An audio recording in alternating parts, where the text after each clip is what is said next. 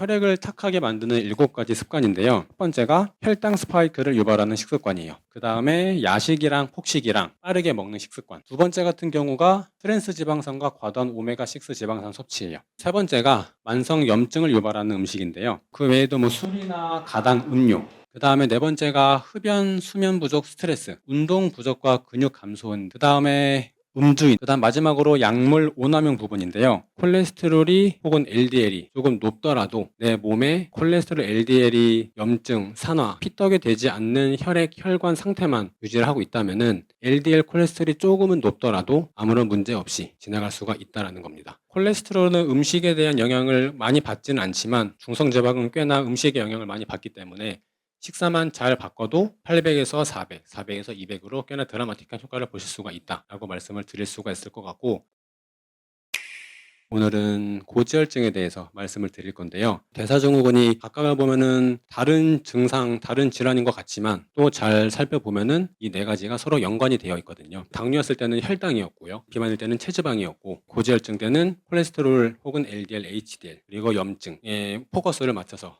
강의를 진행을 하려고 합니다. 그래서 보통 콜레스테롤 고지혈증을 앓고 계시다라고 하는 분들이 콜레스테롤에 대한 수치가 너무 높아가지고 걱정을 하시는 분들이 꽤나 많으신데요. 저희가 말씀을 드릴 수 있는 부분은 콜레스테롤이 혹은 LDL이 조금 높더라도 내 몸에 콜레스테롤, LDL이 염증, 산화, 그러니까 피떡이 되지 않는 혈액, 혈관 상태만 유지를 하고 있다면은 LDL 콜레스테롤이 조금은 높더라도 아무런 문제 없이 지나갈 수가 있다는 겁니다. 그래서 단순히 콜레스테롤이 예를 들어서 200 후반 300이 넘어가고 뭐 중성지방이 300, 400이 넘어가고 LDL도 보통 150 전후긴 하지만 그게 200에 넘어간다라고 해서 무작정 약을 드실 것이 아니라, 물론 너무 높을 경우에는 약을 조금 드시면서 도움을 받아낼 수는 있어요. 근데 약이 근본적인 해결책은 아니기 때문에 그런 현상이 나타났을 때 왜 그런지를 한번 돌이켜 보시고 식사와 생활을 바꿔보시고 그러면서 한 달 혹은 2, 3개월을 하시고 나서 그 다음에 약을 드셔도 그게 늦지는 않거든요. 이번 시간을 통해서 콜레스테롤 LDL이 범인이 아니다. 문제는 이 콜레스테롤 LDL을 산화시키는 피떡이 되게 만드는 내 몸의 건강 상태, 혈액의 상태다라고 이해를 해주시면 좋을 것 같습니다. 실제 사례를 조금 말씀을 드리려고 하는데요. 이분 같은 경우는 약을 따로 드시고 계시지는 않았어요. 이분이 처음 오셨을 때 콜레스테롤은 303, 그리고 중성지방은 836, 이렇게 높은 상태였고, 본인도 중성지방이 그냥 높겠거니라는 생각은 있었지만 이렇게까지 높을 줄은 몰랐다라고 하시는 분이었거든요. 그분의 식사와 생활을 한번 쭉 들어봤어요. 일주일에 한 2번, 3번 정도 라면이나 치킨이나 피자 가끔 드시고, 다행인 거는 그래도 이분이 등산을 좋아하셔가지고 주말마다 산을 가셨는데 최근에 조금 살이 찌시고, 남성분이신데 와이프분이 아이를 출산하면서 밤에 이제 아이를 케어를 하다 보니까 손목도 아프고 체중도 늘고 좀 부담이 돼가지고 산을 못 가셨다라고 하면서 등산을 못 해가지고 살이 찌고 중성지방이 좀 올라간 것 같다고 말씀을 하시더라고요. 그런 상황에서 결과적으로만 보면은 이게 첫 달, 두 번째 달, 세 번째 달이거든요. 처음 왔을 때가 836이었고 두 번째 달 오셨을 때는 거의 절반 정도인 488로 줄어들었고요. 두 번째 달에는 233, 으로 줄어들었어요. 콜레스테롤은 음식에 대한 영향을 많이 받지는 않지만 중성지방은 꽤나 음식의 영향을 많이 받기 때문에 식사만 잘 바꿔도 800에서 400, 400에서 200으로 꽤나 드라마틱한 효과를 보실 수가 있다라고 말씀을 드릴 수가 있을 것 같고, 이분 같은 경우는 실천율이 몇 프로냐라고 했을 때 100%는 아니에요. 정확하게는 모르겠지만 첫 달에는 7, 80% 열심히 좀 실천을 하셨었고, 두 번째 달에는 아내분이 드시고 싶은 거를 같이 먹다 보니까 50% 전후가 됐었고, 그럼에도 불구하고 예전과 비교했을 때는 나한테 맞는 음식을 잘 드시다 보니까 중성지방이 눈에 띄게 줄어드는 것을 볼 수가 있었습니다. 그 다음에 콜레스테롤도 마찬가지로 첫 달에는 303이었다가 두 번째 달에는 190으로 줄어들었고요. 두 번째 달에는 168로 정상 범위로 들어왔어요. 염증 수치도 0.2이기 때문에 저희가 보통 0.03 정도가 평균이다라고 봤을 때 0.2면 꽤나 높은 수치거든요. 0.2 수치도 다음 달에 0.02로 줄어들었고, 근데 그 다음 달에도 더 줄어들까 혹은 비슷할까 생각하다가 실천율이 조금 저조해지니까 염증이 또 바로 좀 튀어 올랐었고요. 그래서 지금 또 이제 다시 회복을 하고 있는 단계이긴 한데, 결과적으로는 저희가 70%, 80%, 50%를 하셔도 된다라고 말씀을 드리는 건 아니고, 내가 실천을 잘 못한다고 하더라도 일단 여기 오셔가지고 내가 어떤 타입인지를 알고 내가 뭘 먹어야 되는지를 알고 나면은 무의식 중에, 예전에 내가 돼지고기를 2인분, 3인분 즐겨 먹었다라고 하면은 그 양이 조금은 줄어들 거고요.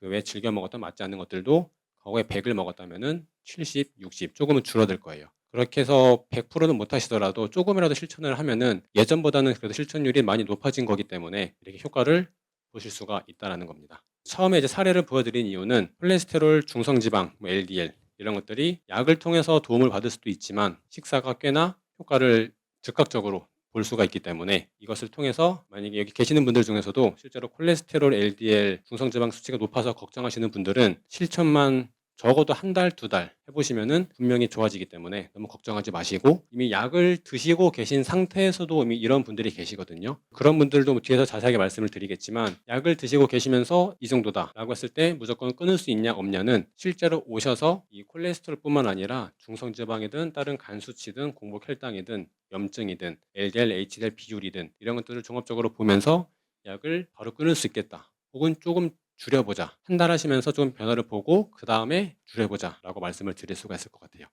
이분 같은 경우는 소화 상태는 크게 문제가 없다라고 말씀을 하셨어요. 근데 또 자세히 여쭤보니까 역류성 식도염은 또 있다라고 하시더라고요. 소화도 문제 없는데 역류성 식도염이 있고 설사를 자주 했었고 지사제를 먹어도 효과가 없어서 지사제도 안 먹고 있는 상태다. 설사와 변비가 왔다 갔다 하신다. 그러다 보니까 생각보다 회원님들이 본인의 건강 상태에 대해서 조금 긍정적으로 보시는 것 같아요. 그래서 건강 상태에 대해서는 조금 더 민감하게 받아들이시면서 제가 말씀을 드리는 대로 해보시면은 내가 몰랐던 혹은 불편한 증상이지만 내가 이것을 불편한 증상이라고 받아들이지 못했던 증상들도 하나씩 하나씩 개선이 될 거기 때문에 걱정하지 마시고 제가 말씀을 드리는 대로 실천해보시면은 확실히 도움을 받으실 수 있을 거라 생각을 합니다.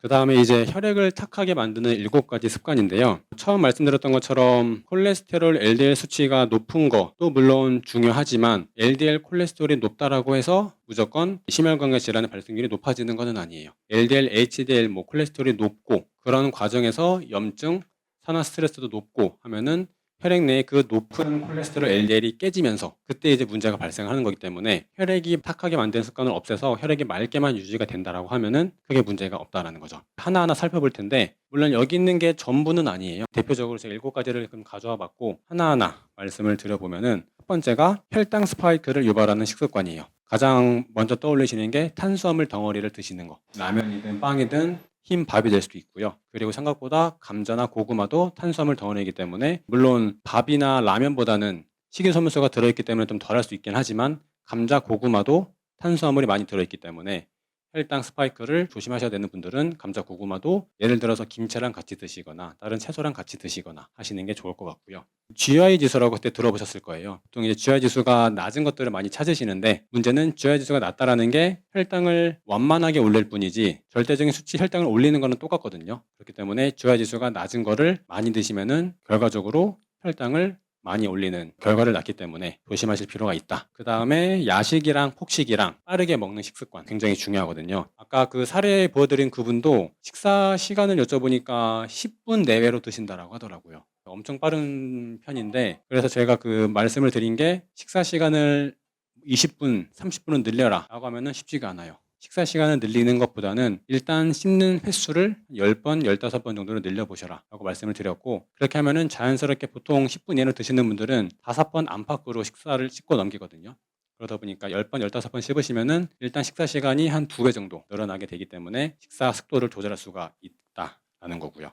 결국 야식, 폭식을 또 많이 하시다 보면은 어쨌든 우리 몸에 음식물 섭취가 많아지게 되는 거고 그럴수록 인슐린 분비량이 동일하게 같이 올라가요. 그러면서 인슐린 분비가 물론 혈당을 낮추기 위한 방법이지만 이 인슐린의 역할 중에 하나가 동화작용이라고 해서 포도당을 중성지방으로 바꾸는 역할도 하거든요. 그러다 보니까 인슐린이 분비가 돼서 포도당을 어떻게든 세포 내로 들어가게끔 도움을 주지만 그거보다 더 과다하게 남을 경우에는 혈액 내 포도당은 결국에 중성지방으로 바뀌게 됩니다. 그래서 그 부분도 유의를 하셔야 된다라고 말씀을 드리고 두 번째 같은 경우가 트랜스 지방산과 과도한 오메가6 지방산 섭취예요. 보통 트랜스 지방산은 과자나 가공식품이 많이 들어있는데 이게 또 함정 중에 하나가 이 트랜스 지방산이 100g당 0.5g인가 0.2g 이하가 들어있으면은 0g으로 표시를 할 수가 있어요. 그러다 보니까 과자를 보셨을 때 트랜스 지방산이 0이라고 해가지고 안심하실 게 아니라 0.1이든 0.01이든 들어있을 가능성이 높고 대부분의 가공식품은 들어있어요. 과자 혹은 초콜릿이든 그런 것들 드실 때 없다라고 해서 안심하고 드실 게 아니라 조금은 들을 수 있네라는 경각심을 가지시고 조금 적게 드시는 게 좋겠다. 그 다음에 오메가6 지방산의 과도한 섭취인데 결국 이것도 외식, 가공식품, 초가공식품 이런 것들에 오메가6 지방산이 많이 들어있어요. 이런 것들을 많이 드시게 되는 문제도 있고, 또 다른 한편에서는 오메가6 섭취는 크게 변화가 없는데 생각보다 오메가3 지방산 섭취가 줄어들면서 그 비율이 깨지는 경우가 많아요. 오메가3랑 6가 비율이 보통 4대1 정도가 적당한데 현대인들을 살펴보면은 보통 10대1, 15대1, 20대1 높아지거든요. 그러면 그 오메가3 지방산 섭취가 줄어들어요. 그리고 오메가3 지방산은 들기름, 참기름 같은 그런 기름들, 그리고 생선 많이 들어있는데 그런 것들을 섭취할 기회가 적고, 섭취를 하더라도 그런 것들이 생각보다 가공이 된 상태로 만들어지다 보니까 오메가3 함량이 적어질 수밖에 없다. 그 다음 세 번째가 만성 염증을 유발하는 음식인데요. 예를 들어서 뭐 소시지나 햄, 스팸, 굉장히 먹기 쉽고 맛있고 구하기 쉬운데 이런 음식들이 만성 염증을 일으키기 쉽고요. 그 다음에 고나트륨, 예를 들어서 라면 같은 경우, 라면을 즐겨 드시는 분들은 집에 가셔가지고 라면의 원재료명과 영양 성분표를 한번 보세요. 보시면은 이 나트륨 섭취량이 1회 섭취량의 한 40% 정도가 될 거예요. 라면에 따라 다르지만 40%에서 많게는 50%까지 들어있거든요. 그 말은 즉슨 라면을 한 번 먹으면은 하루에 섭취해야 되는 소금의 절반을 섭취하게 되는 거죠. 그렇기 때문에 라면 같은 것들 굉장히 조심하셔야 되는 거고, 그리고 그 외에 인공 첨가물, 그러니까 인공 색소나 그리고 뭐 감미료나 이런 것들도 이 염증을 유발할 수 있는 음식들이기 때문에 조심하실 필요가 있다. 그리고 그 외에도 뭐 술이나 가당 음료, 먹었을 때 그냥 달달한 음료 있잖아요. 물을 제외한, 차를 제외한 편의점에서 파는 음료수들, 액상 과당이든 첨가당이든 장이 첨가가 되어 있기 때문에 음료수는 그냥 5초, 10초면은 금방 마시게 되는데 생각보다 그 또 영양 성분을 보시면은 거기에 꽤나 많은 당이 들어있어요. 그런 것도 한 번에 드시다 보면은 그만큼 인슐린이 금방 올라가고, 아까 말씀드린 중성지방이 올라갈 수도 있고, 그리고 혈액 내에 포도당이 많아지다 보니까 포도당이 혈액을 돌면서 염증 반응을 일으켜요. 그렇기 때문에 조심하실 필요가 있다. 그 다음에 네 번째가 흡연, 수면 부족, 스트레스. 흡연 같은 경우는 뭐 말씀을 드리지 않아도 흡연이 좋지 않다라는 거는 알고 계시겠지만, 이 흡연 같은 경우는 결국 이제 산화 스트레스, 그리고 혈관 내피세포를 손상을 시키게 됩니다.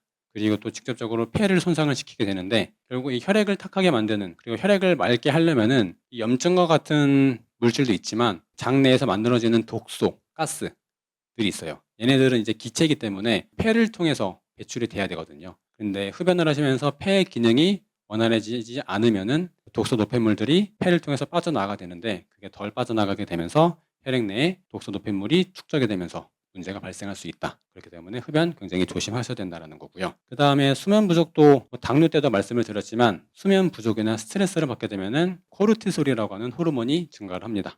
이 코르티솔이 보통은 스트레스 호르몬이기 때문에 좋지 않다라고 생각을 하시는 경우가 많아요. 근데 우리 몸에서 봤을 때는 이 코르티솔이 만들어지는 이유가 필요하기 때문에 만들어지는 건데, 이 코르티솔이 보통 이제 긴장했을 때, 스트레스 받을 때 이 코르티솔이 만들어지는데, 만들어지는 이유는 스트레스 상황을 벗어나기 위해서, 급박한 상황을 벗어나기 위해서 만들어지는 거거든요. 그렇기 때문에 코르티솔도 적정량은 필요한 게 맞는데, 그게 과도하게 많아졌을 때 우리 몸을 공격하면서 세포를 깨고 산화시키고, 이 부분도 신경을 쓰셔야 된다. 그 다음에 운동 부족과 근육 감소인데, 어떻게 보면은 이 두 가지가 비슷한 내용이기는 해요. 운동량이 부족하면은 근육이 감소할 수밖에 없는 건데, 이 두 가지가 살짝 다르다라고 말씀을 드리고 싶은 게, 일단 근육을 키우면은 우리 몸의 인슐린 저항성이 낮아집니다. 반대로 표현하면은 인슐린 민감도가 올라갑니다.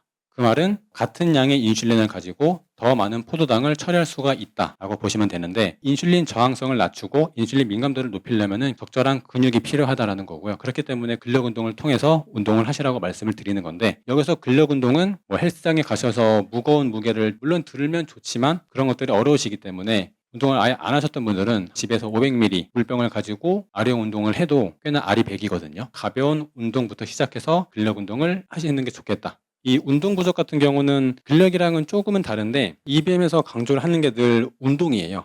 평상시에 걷는 거, 그리고 특히 식사를 하시고 나서 가볍게 걷는 거, 이 정도만 잘 하셔도 일단 우리 몸은 걷고 혈액순환이 잘 되고, 또 잘 걷는다는 거는 그만큼 다리를 움직이는 거기 때문에 이 장을 자극을 하거든요. 장이 자극이 되면서 변비 같은 것들도 예방을 할 수가 있고, 운동도 보통은 하루에 10,000보 까지는 힘드실 거기 때문에 5,000보에서 6,000보만 걸으셔도 기본은 되실 거예요. 그리고 걸으실 때도 가능하면은 햇빛이 있을 때 운동하시는 게 좋으시니까, 낮에 가능하면은 식사를 하시고 점심을 드시고 나서 가볍게라도 추천을 드립니다. 그 다음에 음주인데, 음주 같은 경우는 일단 술을 마시게 되면은 알코올이 아세트알데하이드라고 분해가 돼요. 그 과정에서 이제 뭐 두통이 생기고 숙취가 생기는 건데, 그 과정에서 아세틸 코엔자임 A라고 하는 물질이 생겨요. 이 아세틸 코엔자임 A가 이런 여러 가지 과정을 거쳐서 최종적으로 콜레스테롤이 만들어지거든요. 술을 자주 드시게 되면은 이 아세틸 코엔자임 A가 많아지면서 콜레스테롤이 만들어질 확률이 높아지게 돼요. 그렇기 때문에 술을 많이 드시는 분들은 콜레스테롤 수치가 높아질 수가 있고, 또 한 가지가 술을 마시게 되면은 중성지방이 만들어지게 되거든요. 알코올도 뭐 탄수화물, 단백질, 지방은 섭취를 하고 위를 지나서 소장을 지나서 흡수가 되는데, 술 같은 경우는 그냥 먹는 순간 식도에서부터 흡수가 돼요. 그만큼 포도당 농도가 높아지고, 그렇게 되면 결국에는 혈액 내 포도당 농도가 높아지니까 인슐린이 분비가 돼가지고 열심히 세포로 넣을 거고, 그거보다 과하게 되면은 결국 체지방으로 바뀌기 때문에 중성지방으로 바뀌게 되면서 문제가 생기고, 술을 마시면은 보통 지방간이라고 표현을 하죠. 간에 지방이 끼게 되는데, 문제가 이 간에서도 포도당을 일정량 저장을 하는 능력이 있어요. 근데 지방간이 생기게 되면은 간의 능력이 떨어지게 되면서, 예를 들어서 뭐 10의 이 포도당을 저장할 수 있는 능력이 떨어지다 보니까 같은 양의 포도당을 먹었을 때 혈액에 더 많은 포도당이 돌아다니게 되고 결국 중성지방으로 바뀌게 된다는 거죠. 그렇기 때문에 술은 가급적이면은 안 드시는 게 좋고, 드신다라고 하면은 보통 약조라고 말을 하는 게 남성은 소주잔 2잔, 여성은 소주잔 1잔 정도가 맥시멈이기 때문에 그 정도는 문제가 없지만, 그렇게 드시기가 쉽지가 않기 때문에 많이 드실 바에는 애초에 안 드시는 게 좋겠다라고 말씀을 드리고, 그다음 마지막으로 약물 오남용 부분인데요. 물론 이게 약물이 모든 사람에게 동일한 부작용을 나타내는 것은 아니에요. 그 NSAID라고 비스테로이드성 항염증제, 항우울제, 스타틴 이런 것들을 복용을 하게 되면은 일단 대사 과정에 문제가 생기기 때문에, 아까 말씀드렸던 대사 과정에 문제가 생기면은 혈액 내의 포도당이 잘 관리가 안 돼요. 그러면서 과한 포도당이 세포로 못 들어가고 나머지는 체지방으로 바뀌게 되면서 중성지방 수치가 높아지고 그런 문제가 생길 수가 있다는 거죠. 그 다음에 유독 우리나라 사람들이 자주 복용하는 약물 중에 하나가 항생제거든요. 물론 균을 없애는 데는 탁월하기는 해요. 근데 문제는 이 균을 없애는 게 장 내로 갔을 때 유익균과 유해균이 두 개가 있어요. 이 항생제는 그 구분을 못하고 그냥 둘 다 죽여요. 항생제를 많이 복용을 하면 할수록 장내 그 유익균, 유해균의 비율이 깨지고, 장내 비율이 깨지다 보니까 결국 장이 건강하지 않으면서 설사, 변비를 왔다 갔다 하는 분도 계시고, 보통 장이 건강해야 면역이 높아지는데 장이 그런 상태가 되다 보니까 면역력이 떨어지고 그런 문제가 발생할 수가 있다는 거죠. 그래서 항생제 급할 때는 드셔야 되겠지만 가급적이면은 안 드시는 게 좋겠다. 이제 예시를 들 건데요. 산불이 났다라고 가정을 해볼게요. 산불이 나면은 가장 먼저 해야 될 게 뭘까요? 일단 불을 꺼야 되겠죠. 불을 끄고 나서 신고하고 누가 했는지를 찾아야 될 거고, 여기서 말씀을 드리고 싶은 거는 이 불이 나는 이유가 결국에는 이 나무가 타기 때문에 산불이 나는 거거든요. 그렇다고 산불을 예방한다라고 해서 나무를 없애버리지는 않죠. 나무를 없애지 않고 어떻게 하면은 이런 라이터나 버너나 불씨가 될 만한 것들을 예방할 수 있을지를 생각을 하게 됩니다. 우리 몸도 마찬가지로 콜레스테롤 약물, 뭐 스타틴이든 뭐 에제르티브든 그런 약물들이 결국에는 콜레스테롤, LDL, HDL, 중성지방을 낮추는 역할을 하는데요. 이것과 빗대어 보면은 결국 콜레스테롤, LDL, HDL 이런 것들이 문제가 아니라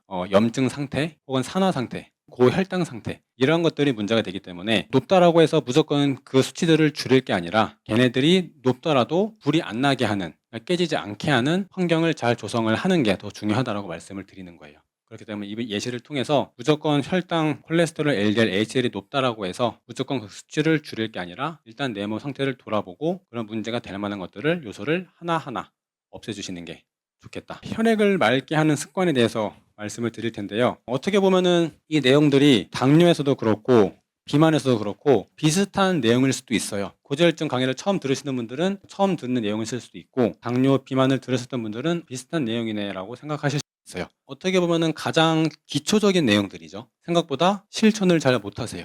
이런 기본적인 것들만 잘만 하셔도 평탄은 치는데, 이런 것들이 잘 안 되시면서 어떻게 하면 조금 더 편한 방법이 없을까, 조금 더 좋은 방법이 없을까 찾다가 처음 보는 식품, 처음 보는 영양소를 발견하면은 이거다 해서 드시거든요. 근데 또 드셔보시면은 처음엔 효과가 있을 수 있지만 오래 하시다 보면은 또 생각보다 효과가 없어요. 그거는 그대로 드시면서 기본 이게 잡혀있지 않기 때문에, 이 기본이 중요하다라고 다시 한번 강조를 드리고, 혈액을 맑게 하는 습관 하나하나 조금 살펴보면은 식사 순서나 식이섬유소를 좀 많이 드시거나, 식이섬유소를 드시면서 포만감을 유지를 하고, 그리고 GI, GL 지수가 드신다면은 조금 낮은 식품으로 찾아서 드시면은 조금 더 도움이 되겠죠. 이런 부분들도 신경을 써주시면 좋고요. 그리고 올바른 지방 섭취, 오메가3 그리고 견과류, 타입에 따라 나뉘겠지만 캐슈넛이든 브라질넛이든 땅콩이든 호두, 아몬드든 이런 것들도 타입에 맞게끔 견과류, M타입 분들은 올리브오일 드시면 되고요. S타입 분들은 해바라기 씨유나 포도 씨유나 이런 것들로 대체해서 드셔주시면 될 것 같습니다. 그 다음에 항산화 식품인데 예를 들어서 설펄라판이 들어있는 브로콜리, 콜리플라워 이런 항산화 성분이 풍부한 채소 활용하시면 도움이 되시고, 과일 같은 경우는 안토시아닌이 많이 들어있는 베리류, S타입 분들은 블루베리, M타입 분들은 크랜베리 이런 것들을 활용하시면 도움이 되시고, 그리고 발효식품, 청국장, 김치, 낫또, 독일의 양배추를 발효시켜서 만든 식품이 있더라고요.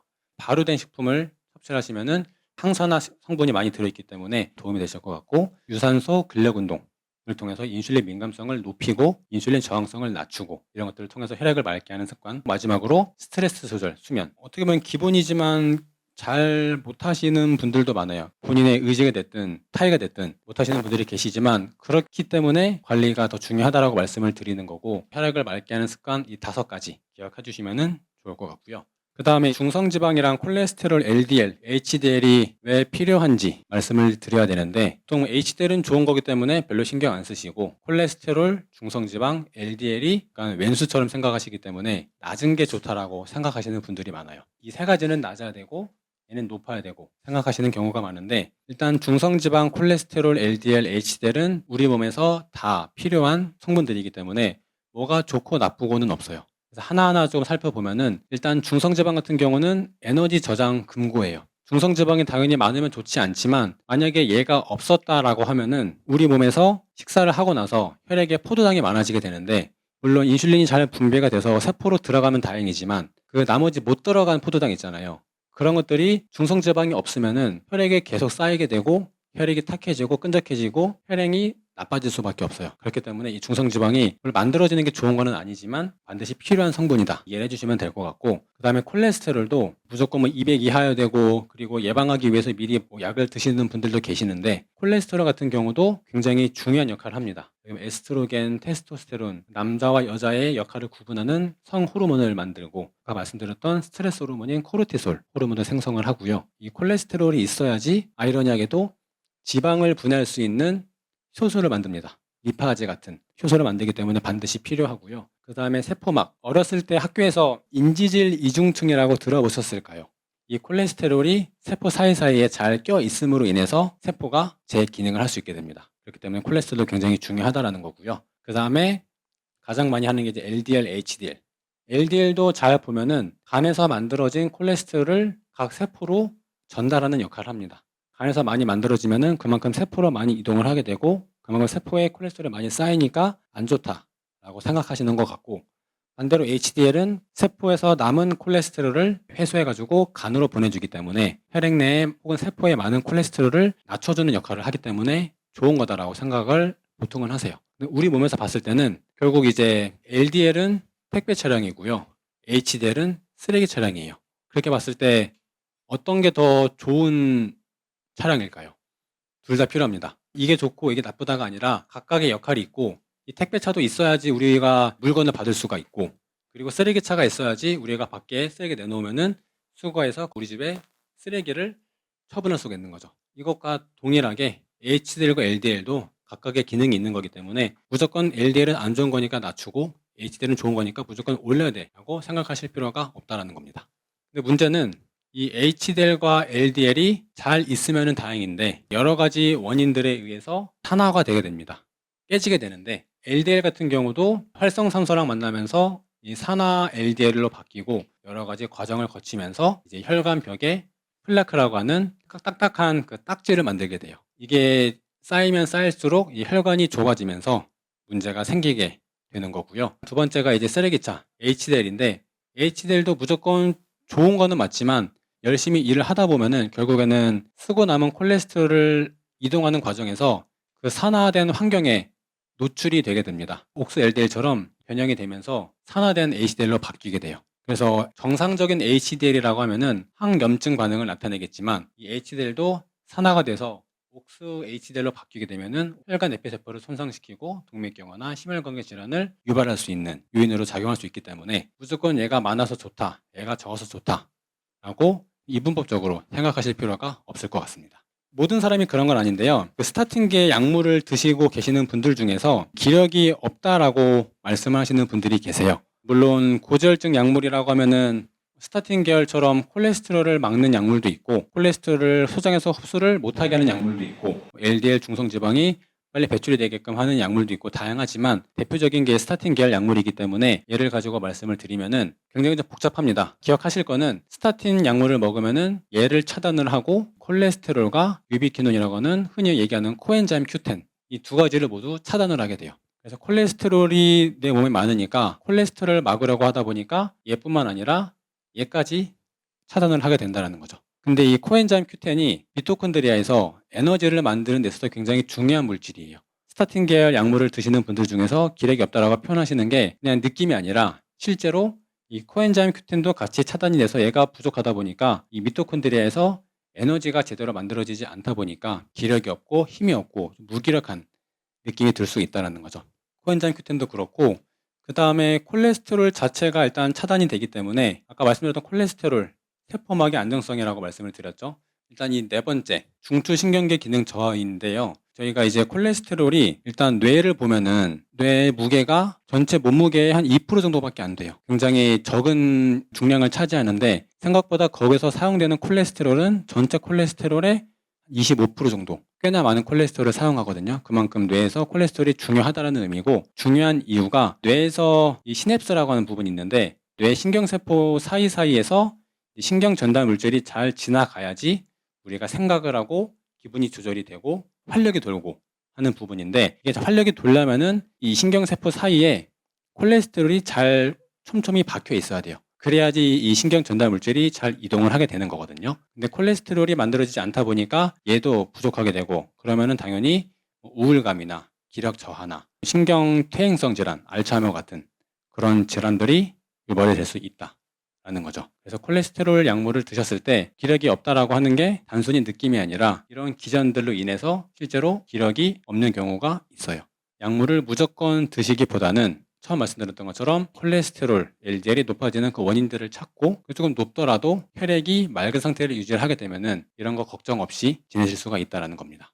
콜레스테롤이 보통 먹는 거에서 많이 만들어진다고 생각하시는데 80% 정도가 우리 몸에서 특히 간에서 직접 만들어냅니다. 먹는 걸로는 한 20% 정도가 만들어진다고 보는데 그만큼 이 콜레스테롤이 중요하다라는 거겠죠. 우리가 먹는 음식을 통해서 조절하면 되는데 왜 굳이 간에서 콜레스테롤이 만들어질까 생각을 해보시면은 그만큼 콜레스테롤이 우리 몸에서 중요하고 얘가 없으면은 문제가 되기 때문에 우리 몸에서 일부러라도 간에서 합성을 하게 되는 겁니다. 이 기능은 아까 말씀드렸던 것처럼 세포막 구성 성분 그리고 스테로이드 호르몬, 코르티솔 같은 호르몬, 담즙산, 비타민 D 전구체 굉장히 중요하기 때문에 우리 몸에서 직접 만든다라고 보시면 좋을 것 같아요. 그럼 또 반대로 이제 콜레스테롤이 간에서 만들어지는 게 80%고 먹는 게 20%이기 때문에 먹는 걸로는 그렇게 큰 영향이 없을 수도 있겠네라고 생각하시는 분들도 계실 것 같아서 말씀을 드리면은 물론 음식을 통해서 콜레스테롤이 직접적으로 높아지고 낮아지는 거는 그렇게 큰 영향은 없어요. 근데 문제는 아까 처음에 말씀드렸던 것처럼 음식물이 제대로 들어와야지 혈액이 맑은 상태가 유지가 되고 탁한 상태가 아니게 돼요.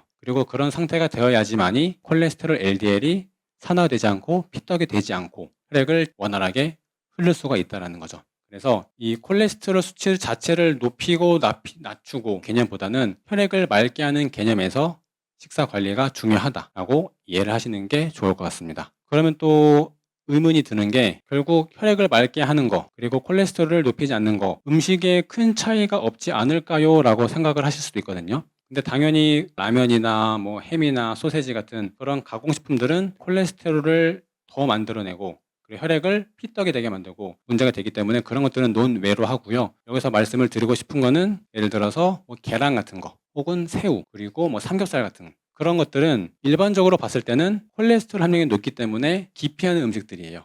근데 저희가 봤을 때는 계란이 나한테 맞는 음식이다. 혹은 돼지고기가 나한테 맞다. 혹은 새우가 나한테 맞다. 라고 하면은 내가 평상시 아침, 점심, 저녁 드시는 양에서 계란을 하루에 3개 4개, 5개 먹는다고 콜레스테롤이 그렇게 큰 변화를 주진 않고요. 예를 들어서 계란을 조금 많이 먹었어요. 음식을 통해서 만들어진 콜레스테롤이 많겠죠. 그러면은 당연히 우리 몸에서는 많이 들어왔기 때문에 간에서 알아서 덜 만들어서 중간 상태를 유지해 줄 겁니다. 새우나 돼지고기나 다 마찬가지고요. 이런 가공식품은 당연히 말할 필요도 없고, 흔히 얘기하는 콜레스테롤이 높아가지고 걱정하시는 음식들이 아마 각자 머릿속에 있으실 거예요. 그런 음식들 중에서 나한테 맞는 음식이면은 그렇게 크게 걱정 없이 드셔도 괜찮을 것 같아요. 계란도 아까도 상담하다 보면은 특히 젊은 분들이, 운동을 좋아하시는 분들이 계란을 많이 섭취를 하시게 되는데, 타입에 맞으면은 다행이지만 타입에 맞지 않게 계란을 많이 드시는 분들이 계세요. 물론 계란이 단백질이고 완전식품이고 하기 때문에 몸은 좋아질 수 있어요. 단백질을 섭취를 하기 때문에. 근데 실제로 그분들의 혈액 검사를 해보면은 콜레스테롤이 좀 높다거나 염증이 높다거나 하는 분들이 꽤나 많습니다. 아까 좀 상담하셨던 분들 중에서도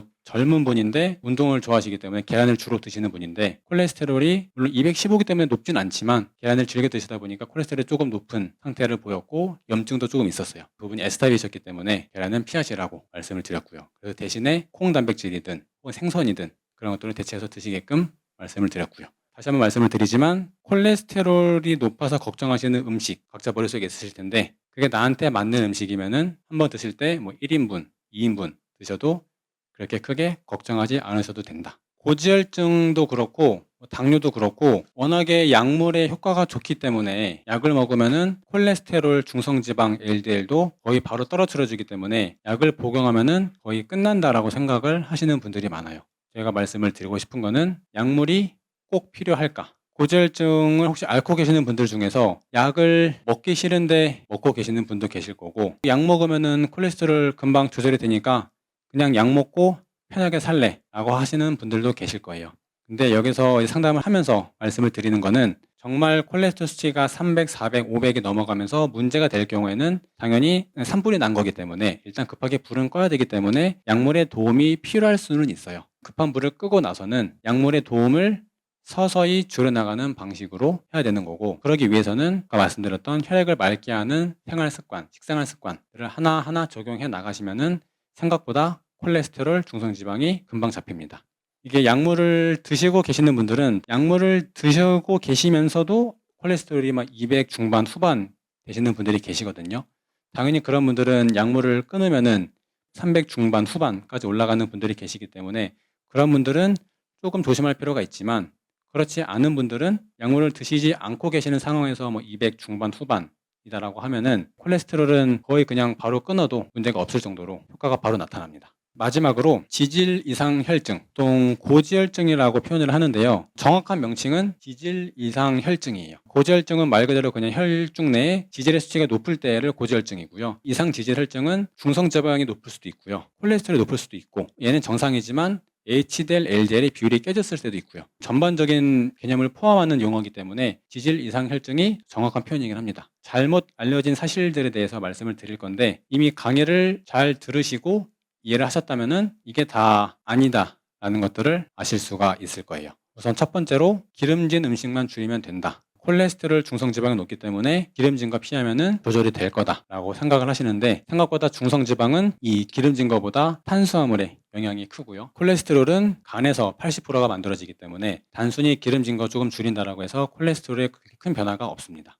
그다음 두 번째가, 콜레스테롤 수치가 200이 넘으면은 무조건 병이다라고 하는 것도, 보통 240까지도 문제가 없고요. 조금 더 넘어가더라도 염증 수치나 다른 HDL, LDL, 중성지방, 다른 뭐 간 수치 전반적으로 고려했을 때 나머지가 크게 이상이 없으면은 200, 240이 좀 넘어가더라도 그게 크게 걱정하실 필요가 없으시고, 식사 생활을 바꿔보시면은 충분히 조절이 될 수 있는 범위에 있기 때문에 걱정하실 필요가 없다라는 거고요. 그 다음에 HDL이 높을수록 무조건 좋다. HDL도 너무 많다라는 거는, 당뇨 시간에도 인슐린이 너무 많으면은 인슐린 저항성이 생긴다라고 했어요. 인슐린이 너무 많으면은 동일한 인슐린을 가지고 일을 못 하게 되는 거거든요. 그러다 보니까 HDL도 적정량이 있어야지, 너무 과하게 되면은 이 HDL도 제 기능을 못 하게 되기 때문에 높으면 높을수록 무조건 좋다가 아니고요. 그다음에 콜레스테롤은 무조건 나쁘다. 이게 참 오시는 분들도 콜레스테롤 진짜 뭔가 이게 있으면 안 되는 거고 무조건 안 좋은 거다라고 생각하시는데, 아까도 계속 말씀을 드렸던 것처럼 이 콜레스테롤이 우리 몸에서 이 필요한 역할들이 있고요. 그리고 그만큼 필요하기 때문에 먹는 것보다 우리 몸에서 간에서 80% 이상을 만들어내고 있고요. 그만큼 콜레스테롤이 중요하기 때문에 무조건 나쁘다는 아니죠. 물론 이게 400, 500이 넘어가면은 그때는 문제가 될 수 있겠지만 그게 아니다라고 하면은 대부분 오시는 분들이 200, 300, 가끔 400이 넘어가는 분들도 계시지만 200, 300을 왔다 갔다 하신다라고 하면은 충분히 원래대로 돌아올 수 있다. 그다음 마지막으로 이 스타틴, 약만 먹으면 해결이 된다라고 생각하시는 분들도 많으신데 이거는 뭐 고지혈증도 그렇고 당뇨도 그렇고 혈압도 그래요. 약을 복용을 하면서 그 수치만 억누르고 있으면은 수치는 정상이지만 당뇨 같은 경우는 약을 먹으면서 혈당은 조절이 되지만 몸은 점점 나빠지는 경우가 많거든요. 혈압이 높은 이유가 나이를 먹어감에 따라서 혈압은 조금씩 올라가게 되어 있어요. 근데 그거를 그냥 천편일률적으로 젊을 때 기준으로 140으로 낮춰버리면은 오히려 연세가 있으신 분들은 혈압약을 드시면서 오히려 치매기가 더 온다거나 그런 문제가 발생할 수 있기 때문에 비슷한 맥락에서 스타틴계 약물, 고지혈증 약물도 무조건 먹기만 하면 해결이 된다는 아닙니다. 계속 말씀을 드리지만 급할 경우에는 드시면서 경과를 지켜봐야 되겠지만 그런 게 아니면은 약도 꼭 필요할 때만 드시고 가급적이면은 식사 생활을 바꾸시면서 하나하나 해결해 나가시는 게 좋겠다. 바뀌시기를 바라는 걸까요? 네. 한번 타입을 판정 받으시면은 남자 여자가 바뀌지 않는 것처럼 그 타입이 이제 쭉 가는 거예요. 내가 이제 M타입 판정 받으시면은 M타입에 맞게끔 100% 하시면 좋지만 그게 어려우시더라도 기본 몸이 좀 회복이 되신 상태에서 한 60, 70% 정도 하시더라도 스스로 다시 원래대로 돌아올 수 있는 힘이 생기기 때문에 70%도 유지해 주시면은 앞으로 건강에 대해서는 크게 걱정하실 필요 없이 지낼 수 있지 않을까 생각이 됩니다. 피틴산이든 보통 견과류도 비슷한데 견과류든 잡곡류가 결국에는 물에 불려 놓는 이유가 물에 불리지 않으면은 발화를 하지 않는 상태가 되고 땅에 들어가고 물이 들어와야지 내가 살 수 있는 공간이구나 라고 인지를 하면서 이제 탁 펴지거든요. 그때 이제 말씀하신 피틴산이든 잡곡에 들어있는 그런 안 좋은 물질들 보호하고 있는 그거는 벗겨내는 과정이에요. 보통 8시간 불려서 드시라고 말씀을 드리는 이유가 그건데 물론 그것도 사람에 따라 달라요. 그냥 드셔도 문제가 없는 분들이 계시는가 하면 유독 또 민감하게 반응하시는 분들이 계세요. 드셨을 때 크게 문제가 없다라고 하면은 그냥 말씀하신 것처럼 두유를 그냥 그 째로 갈아서 드셔도 문제가 없고요. 근데 드시면서 조금 불편하다, 이것만 먹으면 좀 소화가 안 된다, 조금 뭐 가스가 찬다 느끼시면은 최대한 불려가지고 없애고 드시는 게 좋고요. 30에서 40 중반이면은 전혀 걱정할 수치가 아니기는 해요. 물론 뭐 60, 50에 비하면 낮은 편이긴 하지만 낮다라고 해서 크게 문제는 없고요. HDL을 높일 수 있는 게 아까 말씀드렸던 혈액을 맑게 하는 그 식사 하시면은 거의 자동적으로 얘는 낮춰주고 얘는 조금 올라갈 거예요. 그리고 얘가 높다라는 거는 좋고 안 좋고다라고 인지를 하시지만 얘가 낮다라는 거는 생각보다 세포에서 간으로 콜레스테롤을 보낼 게 없는 경우가 있을 수도 있어요. 반대로 높은 경우에는 오히려 세포에 콜레스테롤, 잉여 콜레스테롤이 많기 때문에 간으로 보내는 작업을 하다 보니까 높은 경우일 수도 있고요. 그렇기 때문에 이게 좀 낮더라도 나머지 수치가 전혀 문제가 없다라고 하시면은 크게 걱정하지 않으셔도 될 것 같아요. M타입이시기 때문에 말씀하신 콩 종류를 안 드시는 것 같은데 콩이 안 되기 때문에 간장, 청국장, 된장 다 안 되기 때문에 뭘 먹어야 되냐. 물론 저도 가끔 초밥을 먹으러 가면은 간장을 조금 찍어 먹기도 하는데 100% 하시는 분들은 그런 간장조차 멀리 하시는 분들이 계시고 조금 타협하시는 분들은 가끔 초밥 먹을 때 혹은 간장이 필요할 때 조금 찍어 먹는 분들도 계세요. 아드님 같은 경우는 아마 실천하신 지가 얼마나 되신지는 모르겠지만 처음 3, 4개월은 혈액이 바뀌는 주기가 그 정도가 되다 보니까 처음에는 정말 여기서 말씀을 드린 대로 철저하게 100% 하시면서 몸이 좀 회복을 하시고 반칙을 하시라고 말씀을 드리는 건 아니지만 가끔 그런 것들은 그 정도는 좀 넘어갈 수도 있을 것 같아요. 근데 아마 근육이 빠지는 게 단순히 콩을 안 먹어서라기보다는요. 그냥 음식을 가린다는 게 저희가 늘 말씀을 드리는 거지만 탄수화물, 단백질, 지방을 어떤 거를 드시지 말고 하는 건 아니에요. 그러니까 탄수화물, 단백질, 지방, 채소, 식이섬유소를 다 드셔야 되는 것도 맞고요. 근데 그중에서 단백질 보충 급원에서 콩 대신에 버섯이나 생선 혹은 다른 고기로 대체할 수가 있고요. 콩을 안 먹어서 근육이 빠졌다라기보다는 보통 처음 실천하시면은 체지방이 조금 빠지면서 근육도 같이 조금 빠져요. 그래서 이번 시간을 통해서 딱 한 가지만 기억하셨으면 좋겠는 거는 콜레스테롤 LDL이 높은 게 문제가 아니고요. 조금은 높더라도 혈액이 맑은 상태를 유지하고 있으면은 아무런 문제 없이 지나갈 수가 있다.